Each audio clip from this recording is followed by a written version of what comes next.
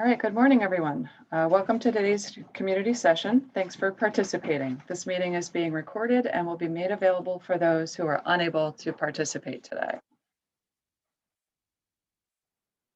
Here's our agenda for today's session. We'll do a quick overview of what the Local Rapid Recovery Planning Program is and what geography this project covers, and a quick review of our conditions assessment. If you'd like to get more information about the business survey we conducted or the full assessment of current conditions, you can review the recording of our first community input session available at the link below. I'm Laura Brennan, Economic Development Program Manager at Berkshire Regional Planning Commission. We've been appointed as plan facilitators in Great Barrington for this process. I've already been working with the town on a contract basis, so I have a good familiarity with the downtown. I'll ask Chris Rembold to introduce himself as well, and then we'll get going. Hi, I'm Chris Rembold. I'm the Assistant Town Manager and Director of Planning and Community Development in Great Barrington. We were really fortunate earlier this year to receive this LRRP grant from Massachusetts. Happy that the RPC was selected as our plan facilitator, given, as Laura said, their familiarity with the area and with the people, most people. So welcome, Laura, and thank you. I look forward to today. Thank you. So first, a quick description of the Local Rapid Recovery Planning process. This is a statewide program being administered by the Department of Housing and Community Development, or DHCD. It was open to all communities, and 125 towns and cities opted in and were paired with plan facilitators. The process is broken out into 3 phases, as you see here. Our diagnostic phase has drawn to a close, and we're currently focused on plan development of at least 5 viable projects. We're prioritizing quick, lower cost interventions in this program, things that could be implemented in a 3 to 12 month timeframe. It's important to note that this grant does not include funding for implementation, strictly planning at this point. Part of our work will be to identify potential funding sources to make these projects happen. And we also are expecting that the state will consider the types of projects we identify as they shape future rounds of COVID-related assistance offerings. Here's the map of the study area for this project. We have expanded slightly on the current borders of the downtown Great Barrington Cultural District, extending a bit to the north to encompass some more recent development at the Flying Church, and a bit to the south to include the visitor booth and neighboring parcels. The projects we select will likely also have a positive effect on the surrounding neighborhoods, but for the purposes of the diagnostic phase, this is the footprint we focused on.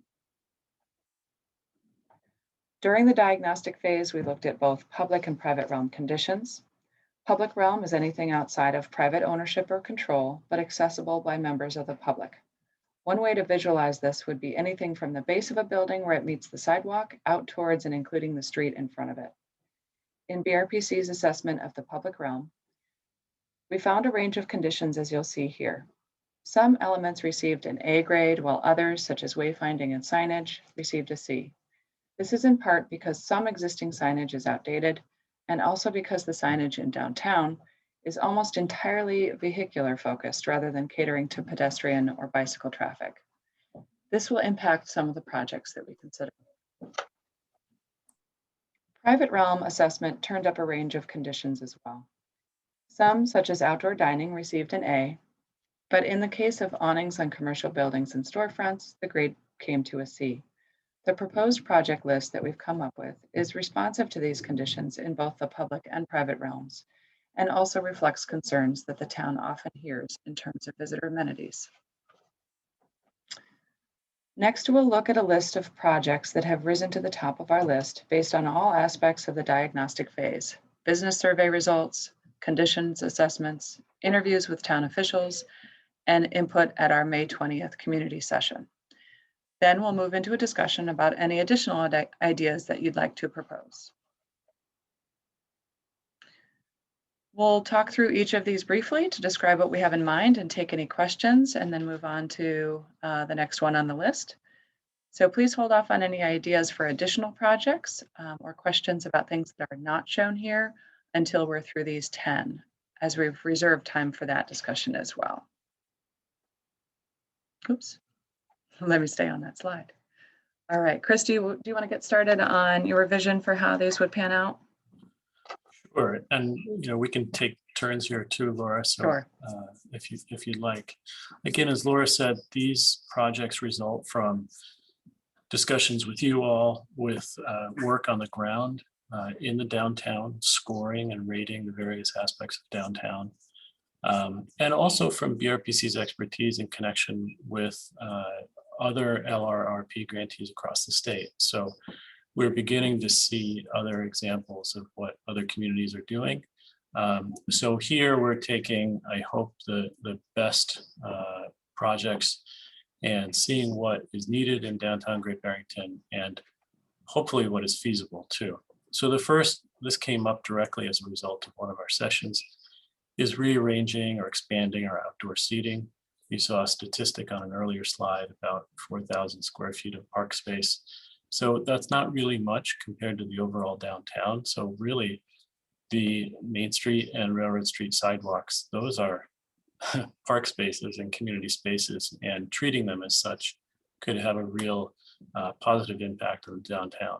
So one of the projects suggested here is including more benches, including smart benches, which are often Wi-Fi benches or smartphone charging benches, rearranging them into more community groupings, and of course, expanding the number of trash bins, making them look a little bit nicer. They're already seeing a lot of wear since the ones were replaced in 2016. So that's number one. You want to take number two, Laura? Sure. Public art on public and private space. So this is something that we've seen a lot of fantastic examples of through the sample projects we're seeing from other communities, the inspiration from the webinars that DHCD has arranged. And this could really take the form of temporary installations, chalk drawings on sidewalks or on streets. It could be permanent murals on the sides of buildings, outdoor sculpture. There are a lot of options here and a lot of ways to get it done because we have both public and private space to consider. I think that the public art that is displayed in Great Barrington already has been very well received. And we've heard interest expressed through the cultural district, members of the steering committee in really growing that and making it part of why Great Barrington is a destination. The third project here is improved wayfinding. And what that means is really directional and informational signage for people. So if whether you are you live in downtown or you work in downtown, you still want to feel welcome and know where things are relative to each other. But particularly if you put yourself in a new visitor's shoes, in a tourist's shoes, and you arrive downtown, number one, how do you find where to park?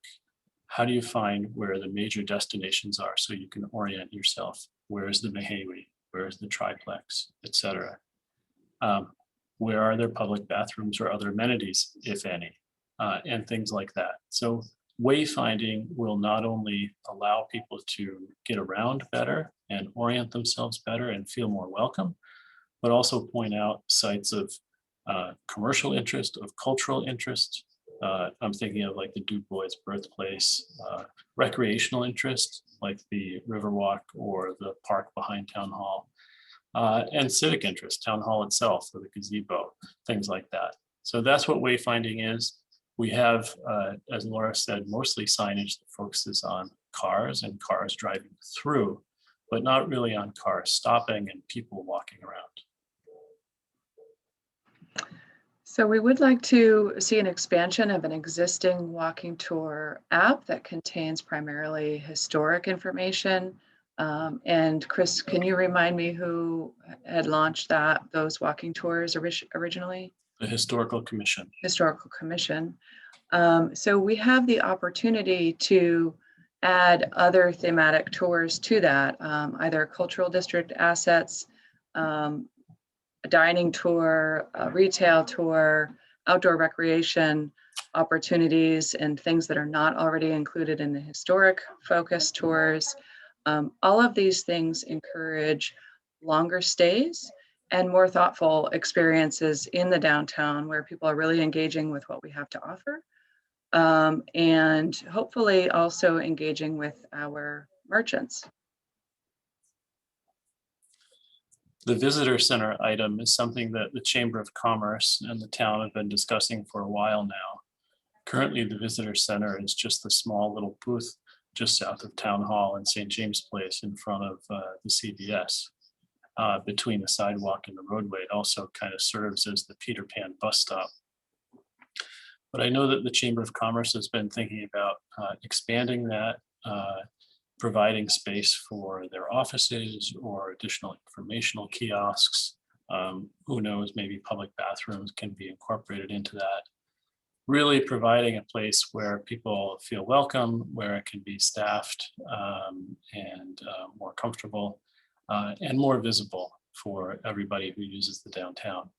So this item is possibly a bit more expensive than others as a capital expense. It may be more challenging because there's not a lot of easy places to select where a visitor center would go if it would be relocated. So paying attention to the visitor center and the visitor experience, that's another thing that has risen to the top of this list. In public restrooms, of course, is an example of one of the things that the town has heard repeatedly as an issue and a concern for the ease of folks staying in town longer and enjoying their stay. This is an amenity that would greatly improve visitor experience. And so we're adding that to the list as a public realm item. And Chris, did you have any updates on the status of that? Yes, happy to report that at town meeting this past June, voters appropriated $100,000 to design and construct public restrooms. This is not a fancy building, but something that's definitely usable and serviceable, hopefully easily maintained. And we're thinking it will be located somewhere on the town hall campus. So with that, I'll move into the next item. Speaking of town meeting. So while voters approved funding for the public restrooms, voters did not approve funding to purchase a private parcel just behind the railroad tracks to develop it as a parking lot. So a new parking lot, town parking lot, will not be provided in the near future. And so, Sorry.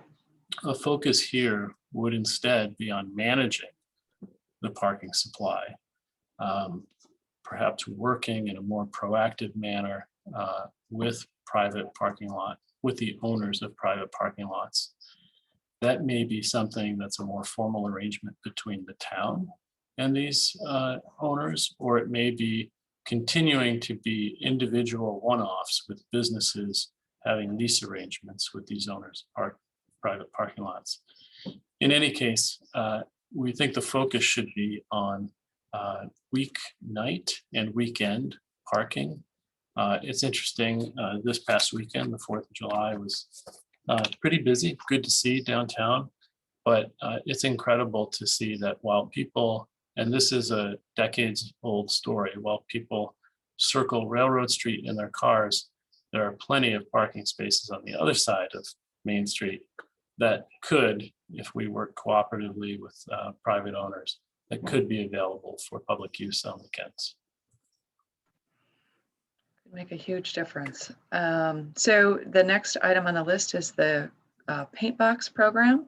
This is again an example that we've seen both in our own community. Other parts of the Berkshires have undertaken these projects and some sample projects through DHCD, where the utility boxes that are large and necessary, where they are placed throughout the downtown, could be decorated in a number of ways to be more appealing and to add to the visitor experience.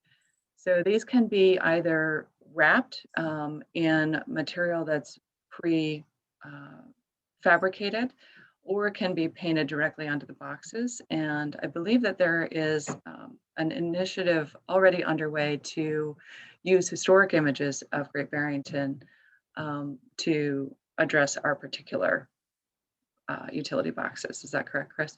Yep, the Historic District Commission has begun to think about that. For example, there's a big one on the intersection out here in front of Town Hall.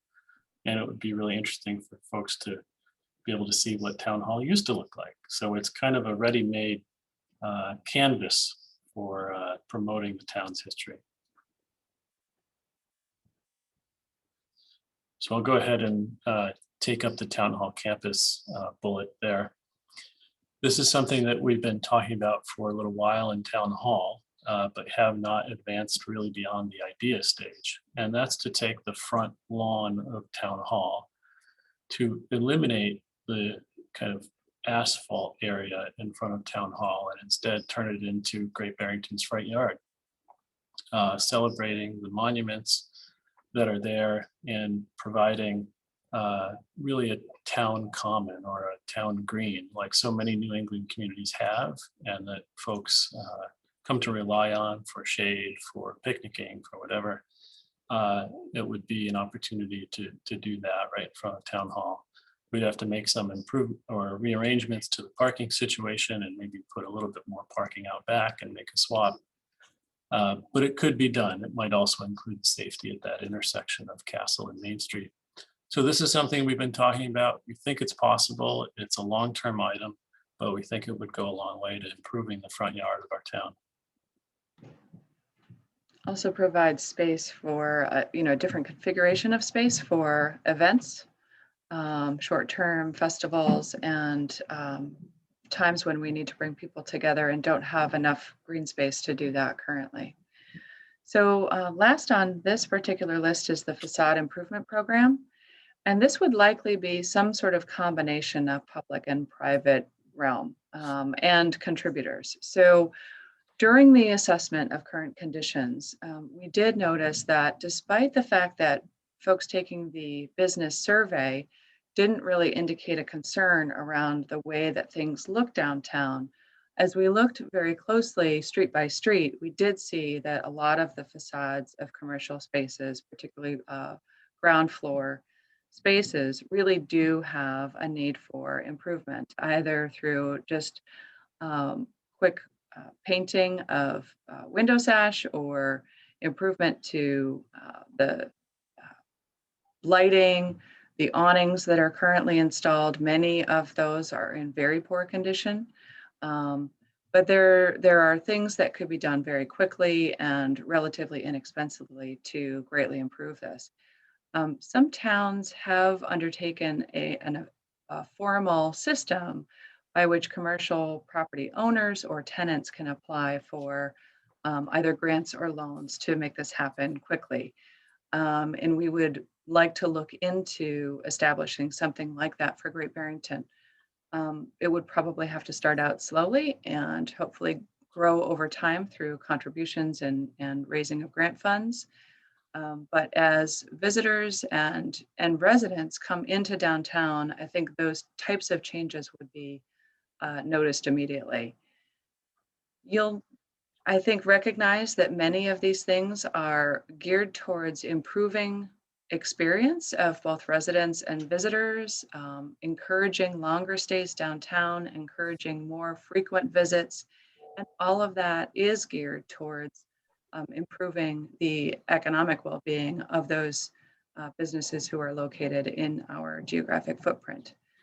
I'm going to just go back to, well, I guess I'm going to stop screen sharing so that we can have a quick conversation and see if there are any comments on these ideas and if you would like to share any other thoughts. Go ahead, Robin. Thanks. So I'm wearing a couple of hats in these following questions. Member of the Great Barrington Cultural District Steering Committee and also the SBCOC, in particular the Economic Development Team. And a couple of my questions, please just stop me if they're not relevant to this one. So, and some are comments. First, regarding the public restrooms, a number of residents and visitors come into town, and as you said, Laura, want to extend their stay. I'm hoping that as the restroom project progresses, there'll be some thought given to the hours of the restroom operations. I imagine at some point they won't be 24 hours, but they'll be locked. We have quite a few visitors that come in, particularly on Sundays and in the evening, hoping to do some shopping before or after a meal and need restrooms when the coffee shops or the library or the town hall, the other places we typically send them, are open, are not open. So I just want to raise that as a point. The second point is in terms of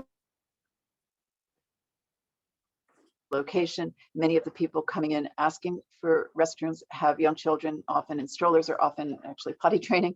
And I would just encourage thought be given to the closest possible access to the downtown corridor. Second has to do with, I'm not sure which category this falls in. I think a letter is forthcoming either to your attention, Chris, or perhaps to Mark, regarding the state of the tree wells. Is this something that is in one of those categories that you and Laura just ran through? And to be specific, the tree wells are somewhat of a disaster from a merchant's Definitely. perspective. Yeah. Definitely in the public realm. Yeah. And we actually left that off the priority list because the town already had plans to address that. Yeah, we do have Okay. plans coming up. This project that is out to bid now. So I think, again, this letter is forthcoming. I know Barbara from Evergreen is shepherding this forward with a request that you and Mark and the other relevant people meet with us. And my question there is, I know that initially when the tree wells were done, there had to be coordination with the state because technically it's a highway that comes through. Is that something that's being addressed also? Yes, we're coordinating everything that we need to coordinate. We have pretty free reign on those tree wells, thankfully. Great. Next, I'm asking this one with the cultural district hat on. In the discussion that Laura covered about public art, as we move into implementing some of these projects, and I realize this meeting is not about implementation, could some thought be given to including funding for the annual cost of the up and down of the banners that are currently under design? That installation cost has to be addressed going forward, and it would make sense, I think, as part of the public art. Next, regarding facades, is there currently any mechanism, zoning or other committee, that requires landlords or tenants to upkeep their shop facades?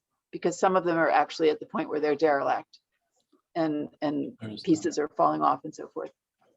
There isn't, only if it was really The safety. like a safety hazard. Yeah. Okay, so I want to underscore the need for, as you said, exploring some mechanism whereby landlords, whether of empty buildings or of buildings where the tenant refuses to provide adequate upkeep or maintenance of the facade, be encouraged to access this. It's something that visitors, I know, to my shop comment on frequently, that there's such a combination of lovely shops where the owners are meticulous and are out there cleaning the windows on a regular basis. And then there's others that just look like they really need help. Agreed. Thank you for bringing that up about the enforcement. And I have, my last question has to do, I think, with wayfinding. And I'm responding, I guess, on behalf of customers to my and other merchants. The most commonly requested item is, how do I find restrooms? So when the signage and the wayfinding, it would be restrooms. The second is, where is the river walk? The third is, where can we find space to let our kids run around, i.e. the playground? And last would be, is there a place to lock up my bicycle? So I just wanted to raise those points as the wayfinding signage is developed. Right. Well, it also speaks to the first item, which was the, rearranged seating, and, if bicycle spots are also something that needs to be, sort of assessed and improved upon, that could be incorporated into that first item. Okay. And this one I think might have to go to the chamber, but we also frequently get, especially this time of year, folks that are through hikers on the Adirondack, on the Appalachian Trail. And so as the various projects involving the visitor center or the town hall campus are developed, we get people that are asking if there's a place where they can store backpacks. And I guess that would be some kind of a locker system. Just want to throw that out there. Okay. All right, if you'll bear with me, I'm going to share my screen again because I would like to go back and just see if there are any thoughts on if we needed to cut back on this list for the purposes of the report. And again, leaving something out of the detail of the report does not mean that the town would not pursue it or that private groups could not pursue them. But if we need to pare down this list for more in-depth research, are there any comments on which of these 10 items you would put in your, let's say, top 5?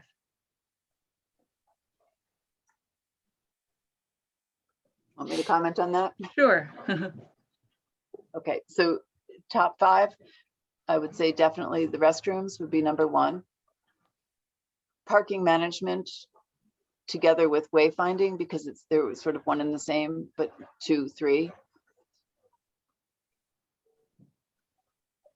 And some version of outdoor seating and the trash bins, number 4. And number 5 would be the facade improvement.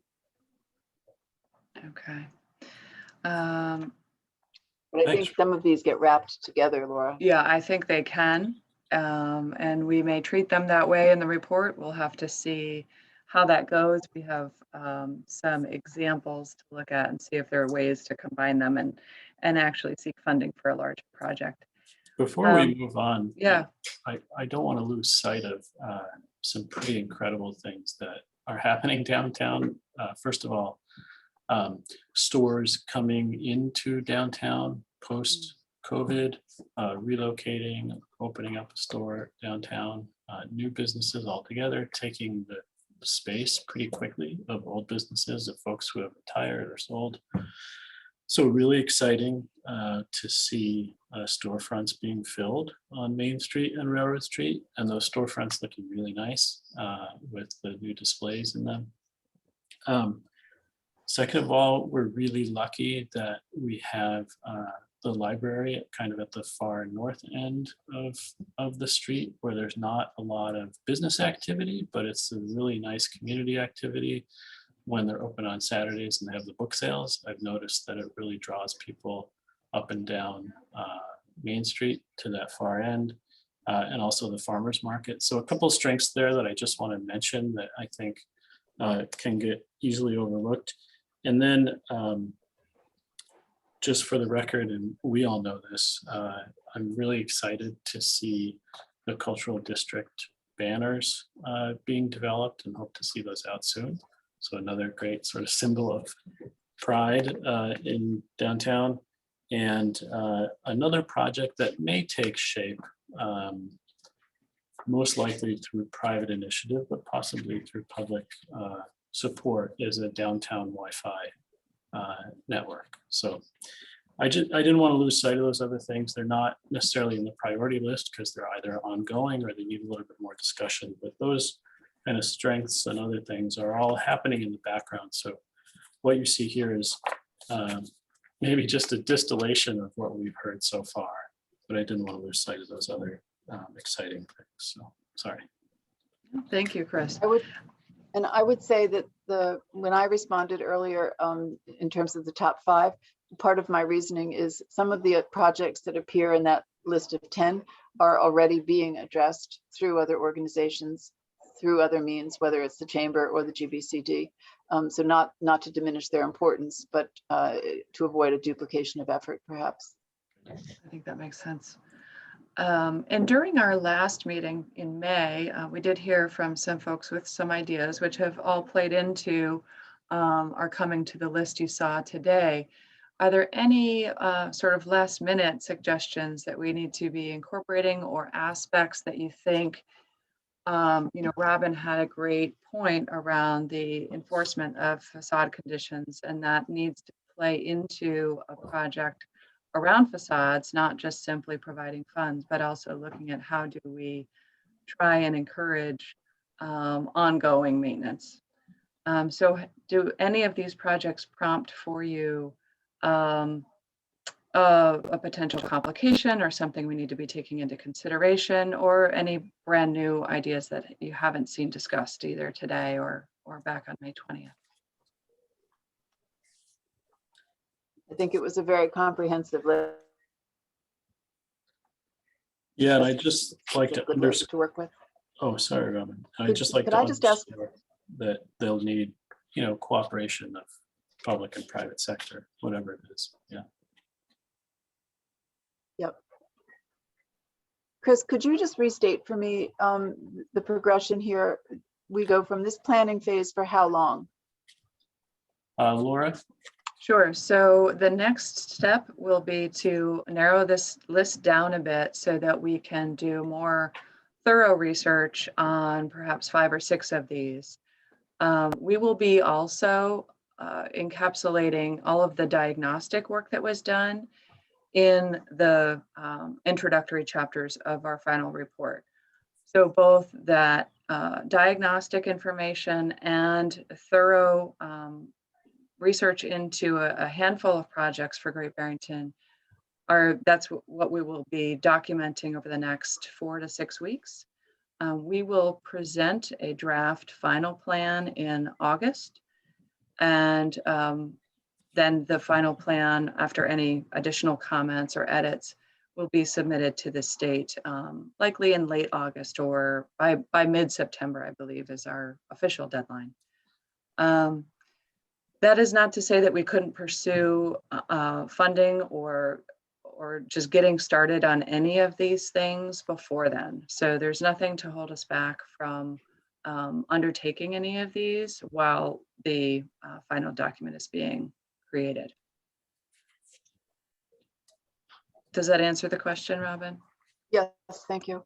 Okay. One other comment, as you're moving into that final phase, can I suggest, if it's not already done, that the chair people of the relevant stakeholders, if you will, Betsy at the chamber, chair of the SBCOC, yourself, and so forth, be targeted with an email. It would have been nice if we'd had more participation at that level.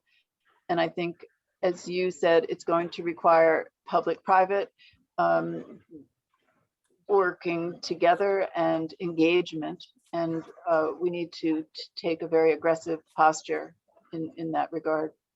Absolutely. Thank you for bringing that up. We will definitely be doing some outreach to leadership of specific groups with the same information that we talked about today.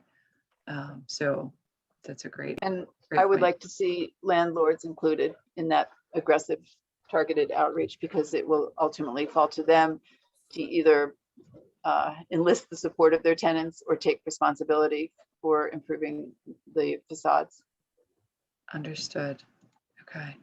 I'm going to display this slide for the purposes of our recording, so that if anybody is viewing this presentation and has an additional project idea or would like to provide some comments, you can use the QR code shown here on your screen to get back to us. And you're also welcome to reach out to Chris at Town Hall.